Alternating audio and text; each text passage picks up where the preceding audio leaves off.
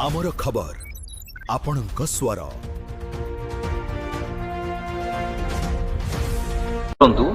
कि जहाँ जहाँ कमी जाइए आमर जानवर मुझा तथ्य नौली जदि चाषी को ठीक हिसाब से न दि जाए लक्ष रु 1.5 लाख क्विंटाल धान चाषी मैंने बिक्री करें ना मु पाखापाखि 51टा मंडी आपणकर मु 40टा मंडी इनक्वारी कर पर्सनाल मुझे उड़ा चाउड़िया माने कथा मु पसंद करे मु पाखापाखि 23टा मंडी को नहीं जाइए 41टा मंडी सहित मु कथा से माने भी चिंता प्रकट कर मैडम कि जदि चाषी को दरखास्त कह चाषी मैंने केवल दरखास्त दे पारे चाषी आम जो डाक गोटे दिन चाषी मान को आप संभाली पारे मैंने कहले आम गोटे दिन डाकिदेबू 20,000 चाषी आसवे कि आप संभाली पारे संभव नुगुड़ाक शुणु भूल तो सार आमर नुह भूल एटा आम आपन को डायरेक्ट कहले भल लगे एटा भूल आमर नुह से भूल संशोधन करूँ आपण सरकार को दिंतु कि जो टोकन 30% कमी समस्त टोकन आसू केस कौन है जमी एक्स एमएलए आसते से भी देखला भेरीफाई कले फिल कले कि एक्चुअली चाष हो नथिला और को वर्ष गोटे चाष होइला चाष हेई नै हां आमे एटा कोन होने टोकन दियतु किंतु प्राय चाषी देवगढ़ आगे आमे गुडारे करू आमे पसीरे करू कि सेटा भी एथरो कहि आमे धान चाष करू धान चाष करू माने आमे चाषी लोक माने टोकन पेबार आवश्यकता अछि एटा गला एक नंबर 2 नंबर कोटा कहले VTS ओडिशा सरकार VTS को लागू कले भेहिकल ट्रैकिंग सिस्टम एटा गोटे बहुत चिंता करी चाषी को सुविधा देवाई एटा मिलर्स को सुविधा देवाई एटा करना मैडम एटा चाषी को सुविधा कर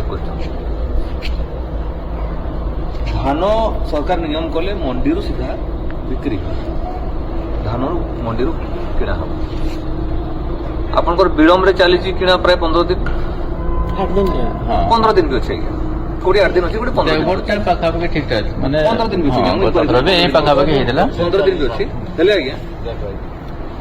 चाषी मैंने विव्रत हो जाऊन क्षतिग्रस्त हो जाऊन आ किसी दलाल भी डराऊन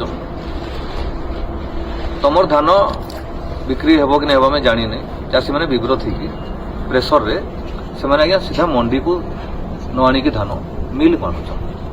आ एटा मिलर्स तांको आज्ञा पैसा दौने ट्रांसपोर्ट अपन जानि थांतो एटा शेष सार एटा मिलर्स टोटाली कोनोसी हमर देवगढ़ जिल्ला रे कोनोसी गुटे भी चाषी को से केबे ट्रांसपोर्टिंग पैसा दिए नहीं देउ नथिला आज भी देउ नहीं सेटा को अपन पूरा बंद करांतु